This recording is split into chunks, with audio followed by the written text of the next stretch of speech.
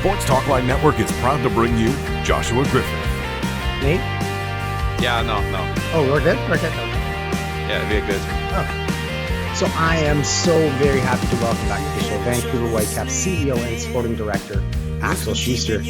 I want to cover playoff hockey in Vancouver. I want the fans to enjoy and experience playoff hockey in Vancouver. I want the Canucks to win a Stanley Cup for this city.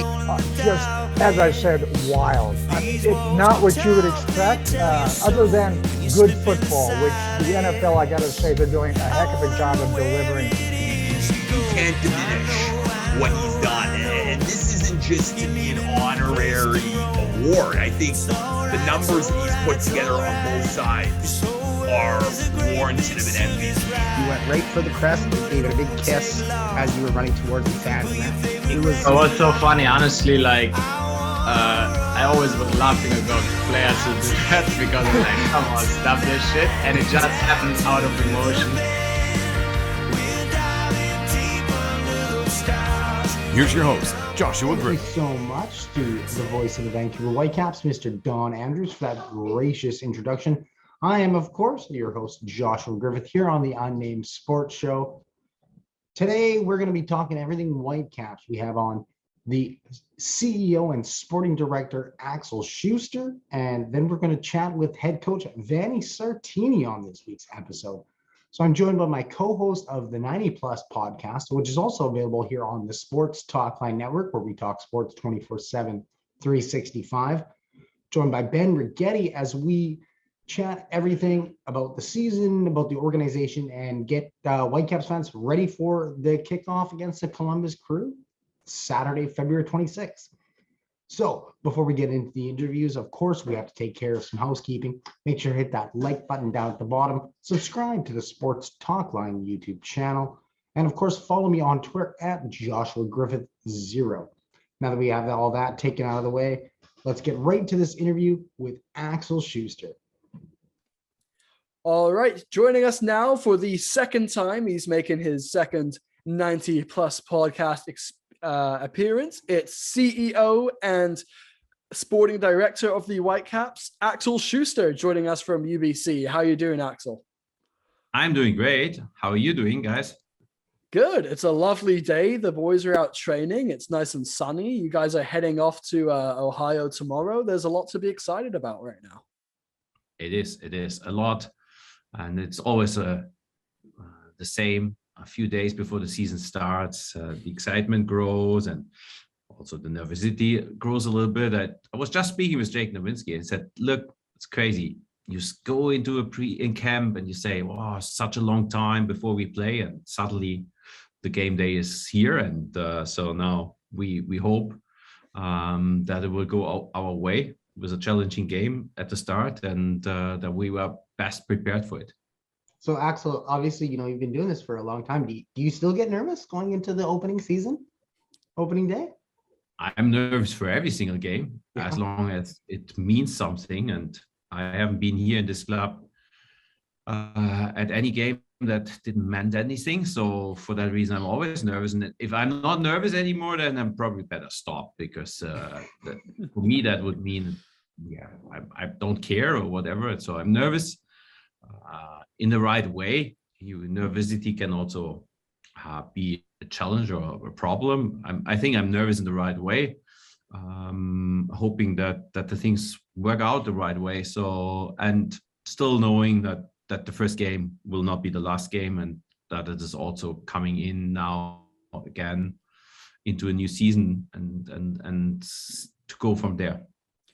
Does it feel any different this time around? Because obviously in 2020, it was your first year and we got 2 games into the season. Then obviously everything got disrupted. Last year, the team was playing out of Utah. Now there's a bit more normalcy. You're going to have fans in the seats at BC Place. You're hopefully going to be playing from home for the whole season. You've brought in Vanni Sartini as the permanent head coach. Does it feel any different this go around than the last couple of years in Vancouver? Yeah, for sure. So I don't know if it feels so much different than the situation at the beginning of 2020 because we didn't knew that all of that will happen. But it was obviously a different time for me because I just joined the club and was new to this league. Yeah. So yes, it is different. We are all pumped up for this season because we had to suffer so much. I think we have been the club that had more challenges than everyone else over the last 2 years, and so we also see that momentum, the possibility of this new fresh start coming out of this virus, and still haven't showed some good development over the last 2 years to now show everyone at home and making that to a difference again, to a difference for the better for us, playing at home with the support of the fans to make the next step. So long story short, yes, we see a big difference. I see a big difference. Everyone feels that. Everyone can't wait for it. We had a inter squad at the stadium, and we have been sold out the amount of tickets we could sell. So everyone feels that. I think also our supporters feels that. So now it's only just getting it started and coming out of the box. Axel, I noticed that, the Whitecaps have a lot of home matches later on in the season. Is something like, is the schedule something that you have a say in? Are you able to, talk with the MLS and kind of dictate how the team wants to set their schedule? Is that something that you have a say in? No, not a lot. So first of all, we are more limited than most of the other teams because we are a guest in the stadium. It's not our own building, so we also have first to get available dates from BC Place, and then with that available dates that are already limit the schedule a lot also, for a reason. And I'm not complaining about that. It's just a fact that BC Place is also selling other events and is doing other events and have to plan ahead of the time. So with that, we are some form limited. And then obviously the league also has to consider so many things in other venues, travel, Canadian Championship games and all of that. So I know that making a schedule is the most complicated thing in every single league. So I will not complain about it. We have seen last year, it wasn't our favor that we played a lot of home games at the end of the year. So I only see that as a good thing. I was looking to ask this later in the interview, but I guess I'll kind of start off with it a little bit. And because that question piggybacks right onto this, is there been any updates on a soccer specific stadium? I know it's kind of been Trump, in the pipelines here and there, and there's been whispers, but we haven't talked to you on the show in a year's time. So has there any kind of updates or anything worth noting going on in that front? No, not really something we can update about, obviously, also with COVID challenges and not us not being even in the market for 2 years, not even playing somewhere in any venue here in this market. I think everyone understands that we had to focus on other challenges, other problems first. It's maybe something that we will discuss in future, but it's nothing for now. I kind of figured that might be something along the lines of what you were going to say. So we're going to branch off of that to something a bit more current.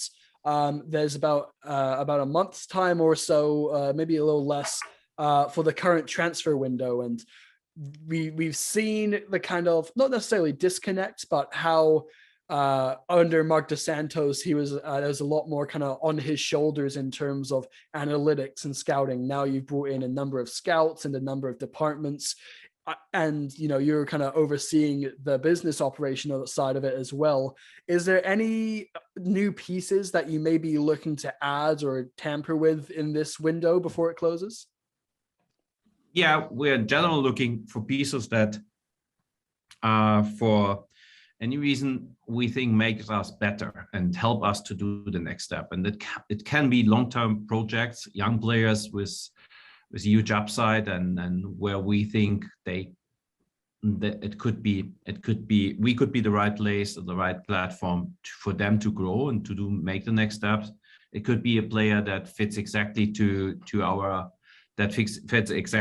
needs that we actually have. But for that, I said it now several times. We have been one of the best teams in MLS in the last 17 games. So to make that team better, it becomes more challenging to do that because our expectation is that with every signing in short, mid, or long term, this club becomes better, this team becomes better. So to do that is becoming more challenging. And one of our clear strategies over the last, I would say, almost 2 years is better not signing somebody than signing the wrong one. Because if you sign the wrong player, then you cannot correct that easily. So you have to find another club. You have to that's always challenging. So it is easy to sign a player. You can sign every day. We can go out and trade for several players and get all of them here. But we want to be as sure as possible. And I think, I hope we get some trust from our supporters on that with the signings we have done. We have waited long for Ryan Gold. We had to wait long for Brian White to get those over the line and to get them into our organization. But I think the result has proven that we have done the things right. And we want to continue to do that this way. So if it needs this full next month to get the right player, I am okay with that. If we get the best possible fit in the next window, and we know that yet already, we will do that. But we are on the market. We are discussing several times a week potential targets and players, and we have also started to speak with players and clubs to find out if the whole package makes sense for us. But I cannot promise anything, but yeah, I feel confident that we're not done. So Axel, one signing that obviously makes the team better right now and in the long term is the contract extension for Thomas Hasal. Does this mean that you guys are no longer looking for another goalkeeper to kind of push as a backup, or are you guys still in the works for something? I think the contract extension of Thomas Hasal, the contract extension of Jermaine Brown, of Brian White, all that is also some form of a statement, and the trust that we have in the group that we have here, and we're working on others as well. So one thing is also to keep your core players and top players together as long as possible. No, we are still looking for an opportunity. But as I said before, he has to be somebody who's more ready to play or to help than our two other young top prospects, Isaac Böhmer and Max Anker. I think just everyone who was in the stadium last Saturday saw that Isaac Böhmer has shown a great performance and has made it very challenging for the first team to score. So we think that we have next MLS goalkeepers in our academy. But if there is the right one who is also okay with pushing Thomas as much as possible, but accepting that he might not play and is more ready than the young guys, we will sign him. Kind of going off of that as well with some of the younger players that looking to get minutes abroad, you've got Damiano Pasil, Simon Colline, Derek Cornelius. How closely have you been able to monitor their progress while they've been on loan? And, think of Theo Bair, Janio Bikel going out on loan as well this season.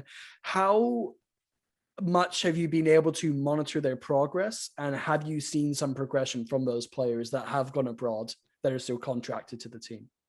Yes, we have one staff member that is focused almost only on that, sending us reports about their games and staying in contact with those guys. So we are monitoring them very closely because I am saying almost every time we loan a player that we see this loan as a great opportunity for him to grow and to do the next step and then to come back. So for that reason, we have also invested in staff to monitor and also to support the club and the player in the best possible way while he is on loan. So all of them are doing well. So honestly, every of those loans has worked out. Johnny was playing every single game. He was suspended in one with 5 yellow cards. Derek Cornelius is playing in every single game, other than he is with the national team, working with the national team. So they are getting a lot of meaningful minutes. And at the right time, we have to discuss with them if now they have progressed enough to get one of those first 20 MLS spots to be in the squad all the time, or if we extend the loan, or if somebody changes the platform and moves to another level of league that is higher than where they are at now, but still below MLS. All of that is part of our weekly discussions, and so far I'm very happy with how the loans have worked out and how many minutes those guys get.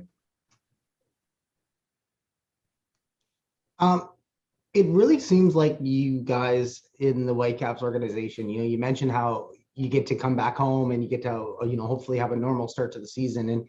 But it seems like everything's normal now. Like you have just a base for everything. There's a staff position in place for any question that we have. Oh, yep. No, don't worry. We have somebody who's watching that. How would you say that this is the best that the Whitecaps organization has been since you've taken over? Yes, that's also where I put the bar for myself. We want to grow as an organization. We want to develop things here. That means if we do the job right, we should be the best at every point, because we want to make next steps. I think, is everything normal? I don't know. I would be very careful with that. We just got the protocols, medical protocols for this season. So there's not everything is normal, still not. And we have still to deal with testing protocols and special travel protocols. And for example, in Canada, only fully vaccinated players can play. So if we sign a player, almost the first question or the second question is, are you fully vaccinated? So we also have, as we have seen, challenges with immigration and work permits. Caio couldn't join us at the beginning of the camp for that reason. And if you sign now another player and he needs a work permit, that can cost another good amount of time. So nothing is normal, but yes, I think we have done steps. Are we where we wanted to be when I signed 2 years ago? I don't know, probably not, but the virus obviously has slowed down things. Another great step for us forward is MLS Next Pro and having that platform, playing with our U19 in BC League One and having that league as well. It's something that will help us again to give more minutes to top prospects, to young players in our organization, making them more MLS ready. I hoped for being a little bit better today on that, but there was no competition and no platforms and no cross-border competition for the last 2 years. So that's something where we are also looking forward to progress and to have the pipeline running better and getting the pipeline up to speed. But yeah, I would say, yes, we are the best, but no time to relax. There are next steps. Great to hear. Yeah. So one of those steps was obviously securing Vanni Sartini, ensuring him as the permanent head coach. And I'm not sure if you'd be able to answer this, but I figured if anyone could, it would be you. Are you able to name you? Came out that there was a lot of coaches interested and that there was a number of attractive candidates. Are you able to name or give any hints to the sort of opposition that Vanni was able to beat out for the head coaching job? No, I will not do that here.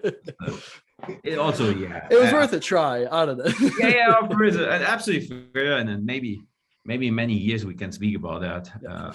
After we have won the first silverware, you can ask me everything probably, and I will answer everything. But now I can say that there have been a lot of interesting and also good candidates. There have been candidates with big names, and but at the end of the day, we needed the right profile, and I'm not getting tired. In the way we have set up this club, we want to be a development platform for every single player. We want to make every single player every single day better. It doesn't matter the age. So also a player with 30 years can become better. And so for that reason, we need a football teacher. That's a classification we have in Germany. We have managers and football teachers, and I think Vanni is a classical football teacher, somebody who has all his strengths on the green grass or turf, and who is working with the players the whole week, focused 99% on that, making players better, analyzing next opponents, analyzing our last games, working on mistakes and improvements, and not focused on any other thing off the pitch other than doing his interviews, part of this job, but also in the scouting and recruitment process, for example, fully trust the guys that are doing that every single day and spend a lot of time into that.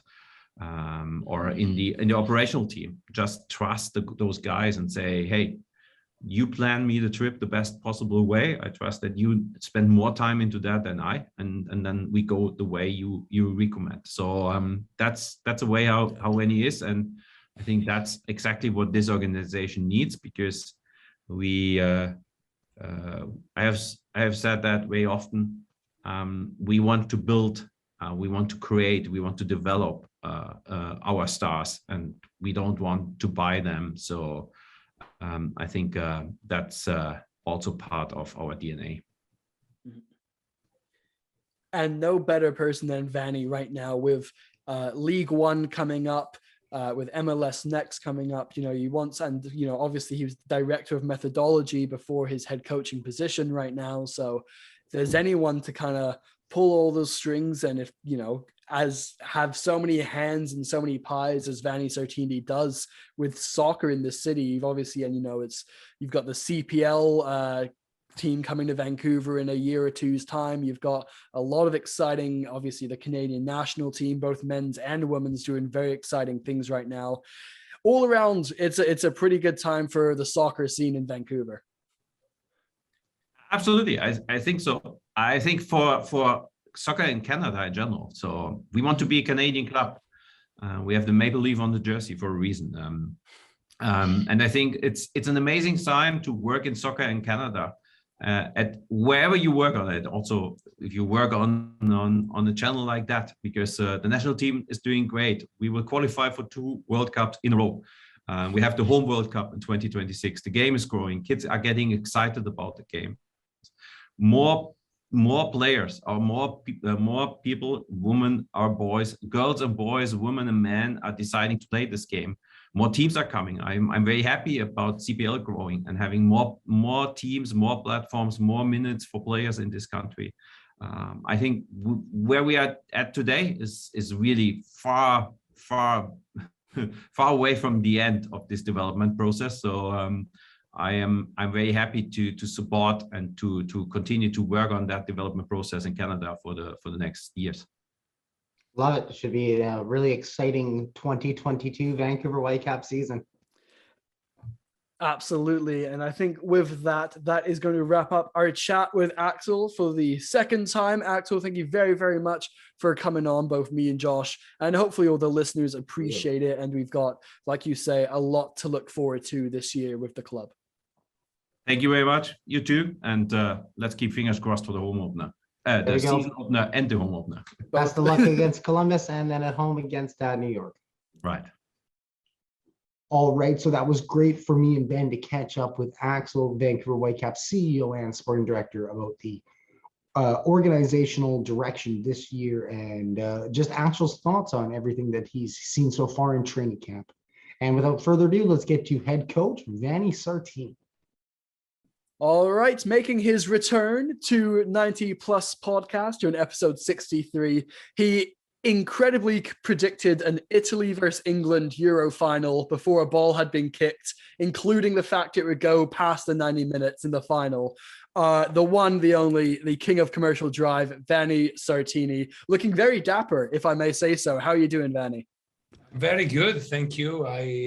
I'm sporting basically one of the outfits that I will do at game days this season. So That's a good tryout, a run. Yeah. Try a run. And I Well, didn't imagine- remember that I actually predicted exactly the final. Very good. Yeah, even it was going to go past the 90 minutes before the group stages even started. Same teams going. It was incredible. I couldn't believe it. That's how I knew you were the man for the job. That was, you can't beat the football IQ on you. But Vanni, So- if you're in a dry run for games, that means you must be wearing jeans then too, right? Yes, I have jeans. Good, I can- good. Okay, good. I don't know Don if you Taylor- can see well, but No, I have. yeah. Don Taylor will love that. Don Taylor will love Yeah, that. I know. Every time that I go there, she is always so happy that. So we'll start off nice and simple. It's a nice sunny day today. You guys are traveling to Ohio on Thursday. Game one is getting closer. Just overall, how are you feeling? How's the energy around the squad right now? Give us an overlook of the team and how yourself are doing. I'm feeling good. The energy is good, and we worked a lot in this 5 weeks that we had of preseason. The first part in Vancouver was very, I would say, volume based, and we trained a lot. We did a lot of double session. We worked a lot tactically. We worked a lot also physically to get all the players up to speed to a certain level of fitness. And then we had the period in San Diego where in 11 days we played 4 games to try to give match fitness to the guys and try to translate our ideas that we are working on training session on the game. I think that the guys are at the good point. We are not, I would say, 100% of our sharpness, to be honest, but it's normal. The season is so long that we don't have to be 100% now. And so we are actually I am looking forward, and the team is also looking forward for the game Saturday, because we are really eager to measure ourselves in the league and see at what point we are compared to the other teams. Were there any storylines or people at training camp that kind of jumped out to you and surprised you that you were like, whoa, I did not expect that from them, or they really took a big step this year? Well, Pedro Vite, for sure, because I didn't know him, and we trained only like 5 times last year before we were over, and he wasn't in condition. So now he arrived, and even if he's only 19 years old, he's already a player that is ready to play in MLS, in my opinion. So I was positively impressed by him, and so we actually didn't know maybe he's going to be a player for maybe the second team. No, he's a first team player. He's a first team player, full stop. And I would say that's the main story that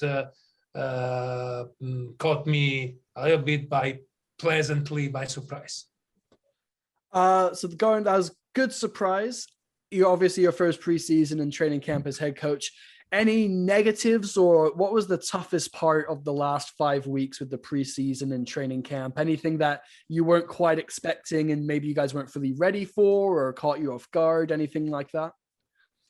Well, nothing in particular. We had a little bump, like unfortunately the world how it is now with I got COVID so I wasn't able to be with the team for a week.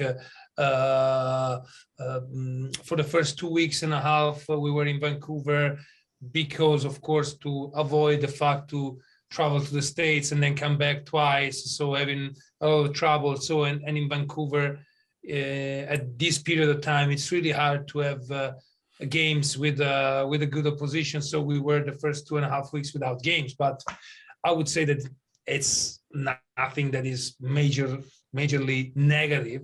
Those are just things that it's because the world that we live now. In terms of player that arrived with let's say bad shape or something, I have to be honest, I'm very happy that everyone came in ready to go. Of course, not at the same level. Some guys readier than other guys, but everyone came in with also with the right attitude that go into business from minute one. So yeah, I'm happy. Vanni, how important was it for you to come in in minute one as the head coach and be able to just kind of put down your philosophy for the team this year? Of course, it's very important because, as I said before, those are 5 weeks where we try to lay the foundation for the season. Against the other last year when I had 2 days to lay the foundation for the season, so a day and a half maybe, and so it's we work a lot. We also, the fact that I didn't become the head coach when we started preseason, when it was January 18. I became the head coach in November. So with the staff, we thought a lot about the player, which is the best way to play them, to if you had to make some tweaks or everything. So we think that we arrived prepared. Of course, again, I think that the team is even playing, I would say, better. It's more in the system and in the principle than it was last year. Of course, we need to see how that translates when we're going to play league games.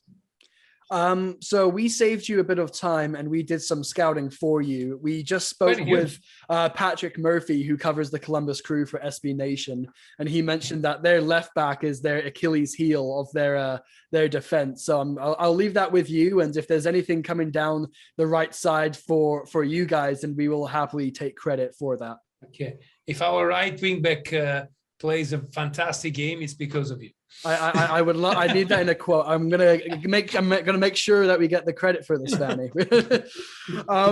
So kind of, and this is loosely drawn together, but talking about that sort of scouting, analytics, breaking down sort of aspects of the coaching job. Mark DeSantos had to deal with a lot in terms of scouting and the analytics and those sorts of pieces, as well as being the head coach of the team. And we've seen since you've came in how kind of some of the front office is purely transfers and you don't know a lot of the transfer stories, and they give you a team to coach. How much has that helped you to purely just focus on getting the best out of the players that you see in front of you? A lot, I would say 100%. I am a coach. I'm not a manager. I like to coach a team, and I know that I'm good at my job if I can do my job. I wouldn't be good at my job if I have to sign players, scout players, deal with agents, do everything that we need to do to build the team, because I actually, that's what I believe, that the coach needs to be focused on improving the team that he has now. So my focus is only the Columbus Crew. The focus of the club, of course, is the wellness of the Vancouver Whitecaps in 2022, 2023, 2024. So that's the reason why I think that it's healthy, the fact that I'm not involved in the transfer market. And of course, when they ask me an opinion, I'm going to say my opinion every time about the needs of the team or everything, but I don't decide who's going to be signed or who's not going to be signed, and I'm very happy with that. And then you kind of mentioned it before, you were talking with Jake Nowinski. Is that something that you really focus on, is taking a keen interest in all the players and really taking a deep dive in what they're doing kind of on and off the pitch and building a relationship so you can better assess their game? Of course, from being a coach is being a people person, and I can't treat everyone at the same in the same way, because I'm coaching like 25 different individuals. The only thing that is, I would say, the same way for everyone, that is the group is more important than the individual. That will always be like this. And that should be like this also in society. But that's another thing. If not, we stay here and talk for 3 hours. But in soccer, if we want to achieve something, the group counts more than individuals. So the way of playing, the tactics, the way that we work are more important of the single needs of the individual, because I really believe that the individual is going to be flourishing if he serves the purpose of the team. That being said, of course, every individual is different, and you need to approach with them differently in terms of communication, in terms of, I would say, how to tell them some things, in terms of also how to correct them most of the time. And that's a little bit the art of coaching. Well, Vanni, we'd talk for 3 hours, but Nathan, I think, would get mad at us. So, Vanni, you're perfectly going through my list of questions here. So you mentioned about, talking one-on-one with players and being able to kind of communicate differently and effectively with each of them. Something that what's the word where you do it together? Co-Italian manager. This is our third interview of the day as well. It's not just no problem. Claudio Ranieri, when Leicester won the Premier League, after every clean sheet, he promised his team pizza in 2016. And we know that you're a big foodie. Has that tactic or thought crossed your mind, or is anything like that on the cards for this year? Because we were talking Italian food before as well. Maybe we should do something like this.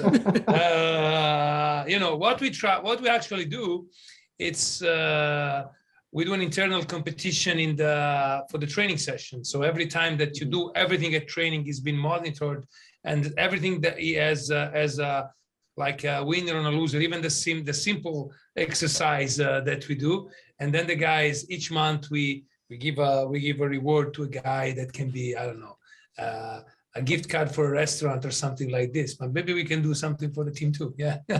I mean, it worked to win the Premier League. I'm not sure if that's a goal of yours, but that's something to consider. Again, we would happily take credit for that if that's something you of course. want to go for.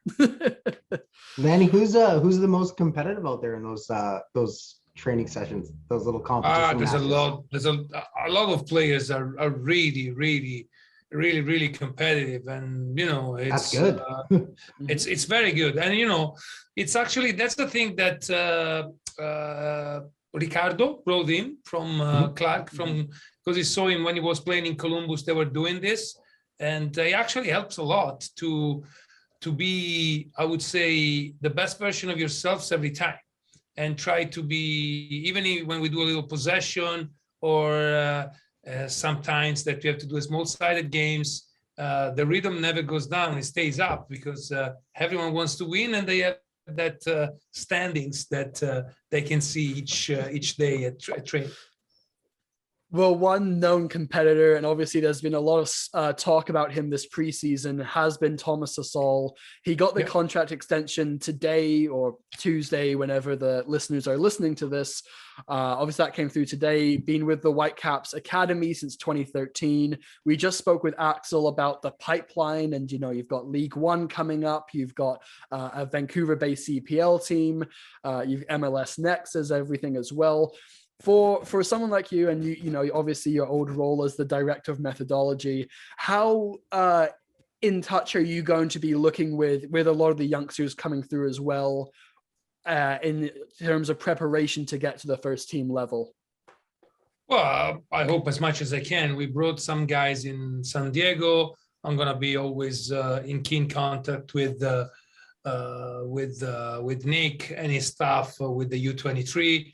I'm in contact with Rich Fagan, that oversees what we call the HPP, the High Potential Player Plan for the academy. So that's what we're trying to do. It's helping the coaches help the players in our academy to bring them in our pipeline, and to have more successful story like the Thomas's one. We know that it's not very easy, because to arrive at sign an MLS contract. But I think that what you were mentioned before, the fact that now we have a second team, the fact that Vancouver will have a CPL team, the Vancouver area at least, will have a CPL team next year, the fact that we have the League One during the summer that will include also the players of our academy that are currently in college. So we can have really, I would say, a deep look on everyone.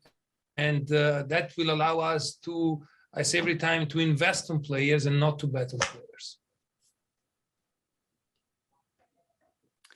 I mean, and with how much experience you've got picking up, and we've seen just the youth on this team is you know, you've got so many. I mean, we're not going to sit here and list them all because, again, that would take another 3 hours because there's so much young, raw talent coming through this team. And we saw in the blue versus white game just a few days ago back at BC Place. Also, first off, before we get into any of that, what are your thoughts on the new kit? I love it.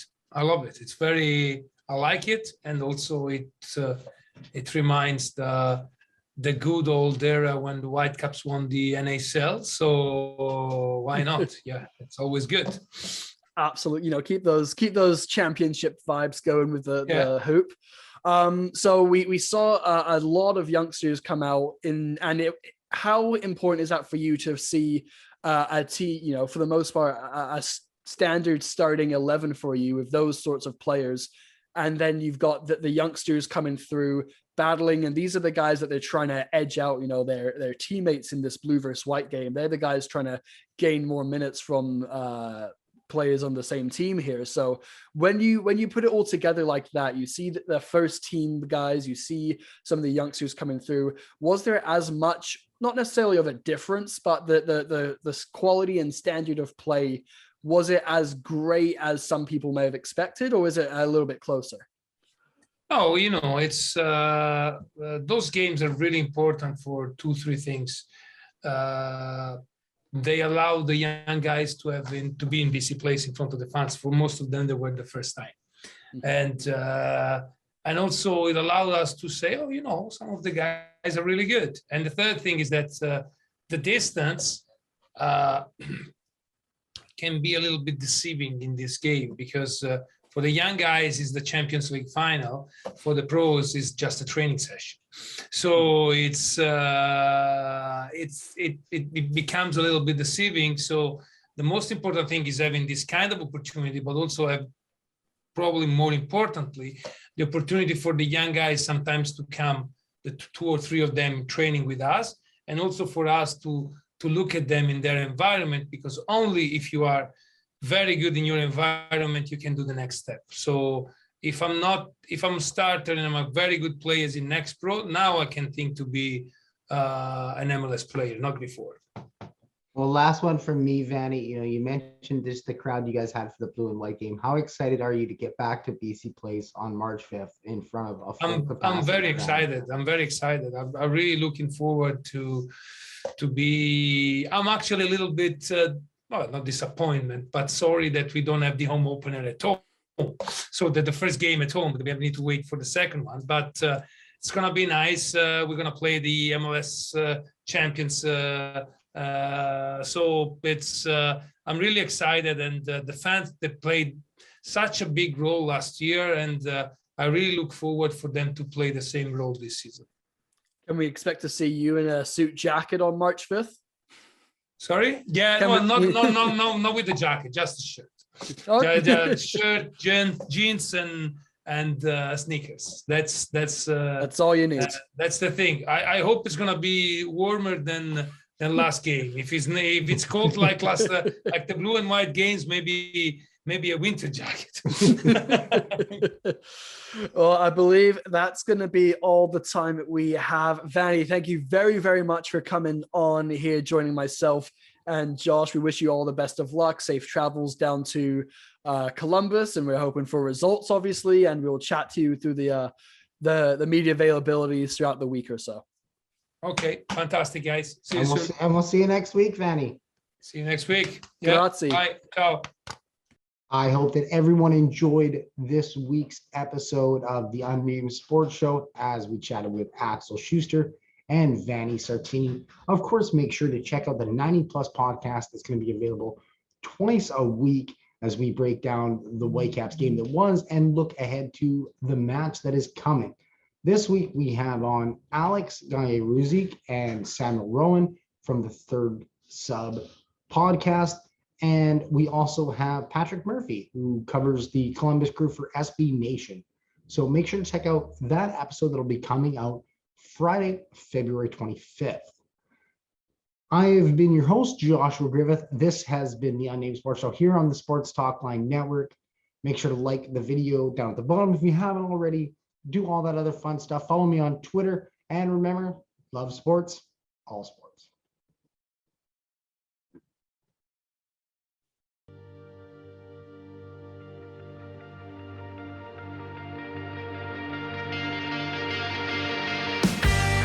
Sports Talk Line Network is proud to bring you Joshua Griffith.